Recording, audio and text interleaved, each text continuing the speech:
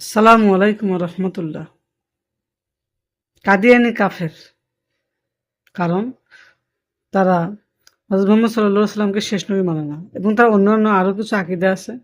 যেমন তাদের গোলাম আহমদ কাদিয়ানি নিজেকে একবার নবী দাবি করছে, এবং আর অন্যান্য মানে ভণ্ড কিছু কথাবার্তা আছে। এজন্যই যারা কাদিয়ানি করে, তারা বিভিন্ন কৌশলে তারা নবী মুহাম্মদ সাল্লাল্লাহু আলাইহি সাল্লামকে শেষ নবী হিসেবে মানতে চায় না। অনেক সময় মুখে স্বীকার করে, কিন্তু ওরা তাদের পরিকল্পনা ভিন্ন। এজন্য তো তারা কাফের। এখন শুধু কি কাদিয়ানীরাই কাফের? ইসলামের কোনো বিধানের বিরুদ্ধে যদি কেউ বলে, সেও কাফের। আমাদের বর্তমানে যারা রাজনীতি করছে, কথায় কথায় ইসলামের বিভিন্ন বিধিনিষেধের বিরুদ্ধে চলে যাচ্ছে, হ্যাঁ, এরাও কাফের।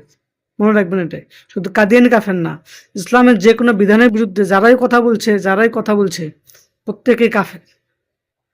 এটা আপনি যত বড় আলেমকে জিজ্ঞেস করেন, উত্তর একই পাবেন।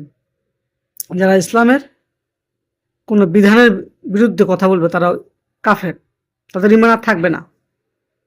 ঠিক আছে? এজন্য শুধু কাদিয়ানি কাফের না, যে সবাই মনে রাখছে, শুধু কাদিয়ানি কাফের না, ইসলামের বিরুদ্ধে যেই কথা বলবে সেই কাফের, ইসলামের বিধানের বিরুদ্ধে যেই কথা বলবে সেই কাফের।